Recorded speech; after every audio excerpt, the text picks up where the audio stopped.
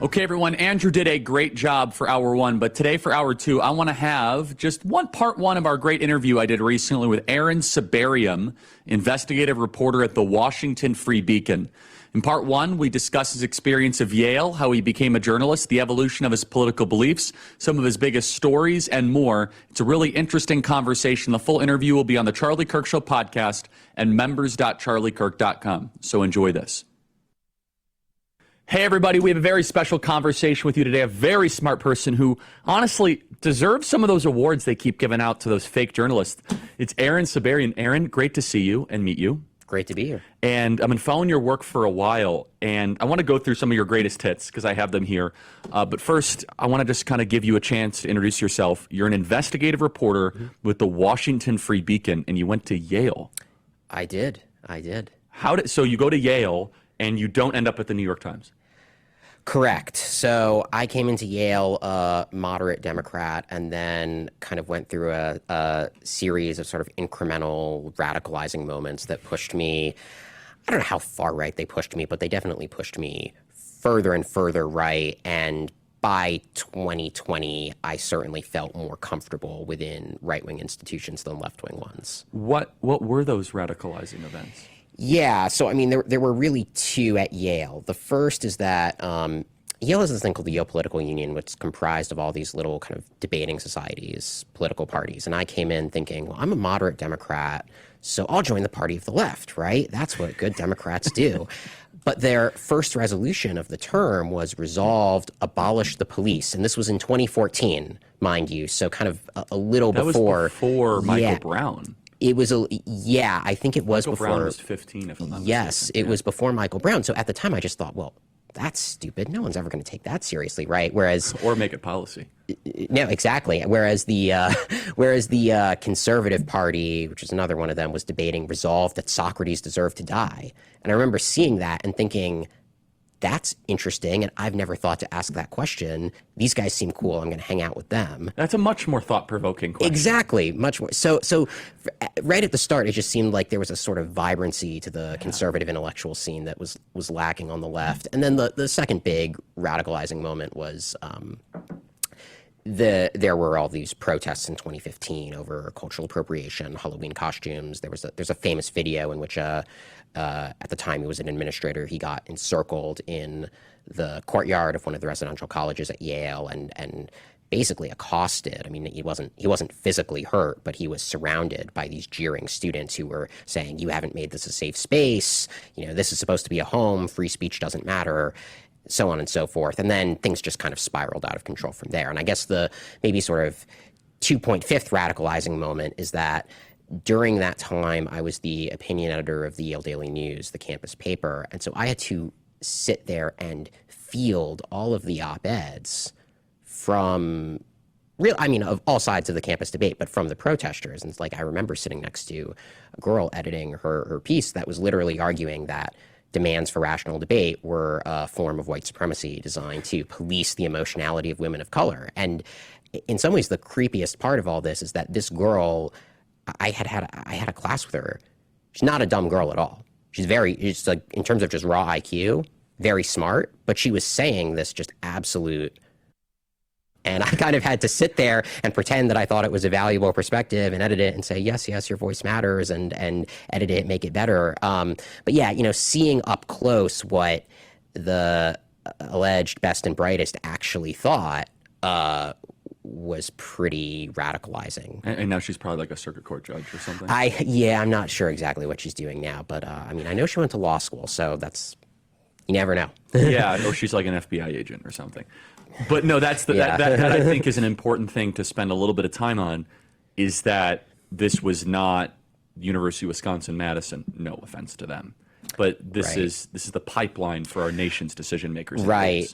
There was the South Park episode that kind of made fun of you a little. Yeah, I think it was great. Well, it was great. Piece. Well, but it was what I thought was funny. The students in that episode, the fake students, are trying to defend abortion rights or whatever, and say kind of normal liberal things.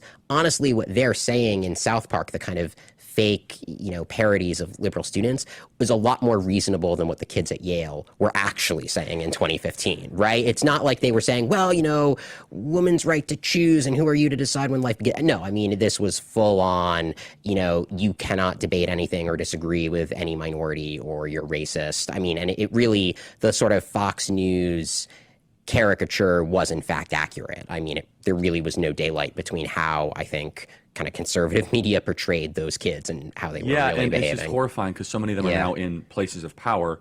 Has it gotten worse or better since 2014 at Yale? It probably, I would assume that in 2020 it got pretty bad. I think it kind of recovered a bit post 2015, then 2020 probably hit a nadir. And then, now with Trump in office, I expect that there is slightly more intellectual freedom in the classroom. I do get the sense conservative kids on campus are a bit more emboldened. Forthright. Yeah, I think so. I mean, I would assume so. I will also tell you that the undergrad, as bad as that was never as crazy as Yale Law School, which went through a period of just absolute insanity where, from what my friends who attended it told me, it really was like Soviet communism. I know you're not a Yale historian, but I mean, you do know the institution well. I mean, William F. Buckley obviously wrote God, Man, and Yale. I think that was the title.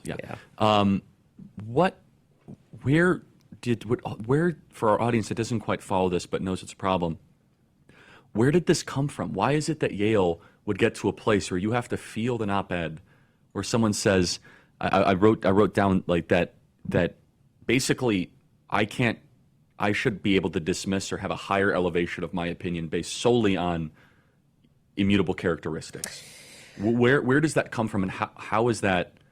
Why has that been taken seriously at our nation's elite institution? I mean, that's obvious. I mean, we could have a hour or 2 hour conversation just about that question. I will say what I observed was that it was not the majority of students who actually believed that, but there was a kind of massive preference falsification. So what does that mean? So people would just pretend to go along with it, right, and would never I think pretend to believe it. Right. And one very illustrative example is that as the opinion editor of the YDN, I also had to write sort of the editorial that was the paper's position, and we would have meetings where we would decide what the paper's position should be.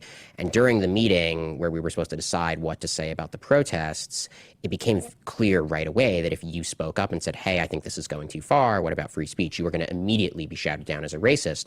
And so no one did, but I had people come up to me afterwards and say, after we had basically democratically, quote unquote, decided to vote to endorse the protests, a lot of people told me, look, I didn't really agree with that. I have issues with the protests, but I felt like I couldn't speak. Yeah, I remember one girl in particular literally said that almost verbatim to me. So much of this is just third grade peer pressure that just gets elevated to, and that's shouldn't be too surprising. And you mentioned the New York Times earlier. I mean, some of these students, without naming names, did in fact go on to work at the New York Times. Or the Washington Post. Right. I know some of them. Yes, right. Which then I could name their names. Right. Which then 5 years later had its own kind of struggle sessions during George Floyd. So I mean talk more about that. Again, I don't want to spend too much time on this, but what they do on the college campus doesn't stay there. No. It metastasizes into the next institution. Yes. It metastasizes into media.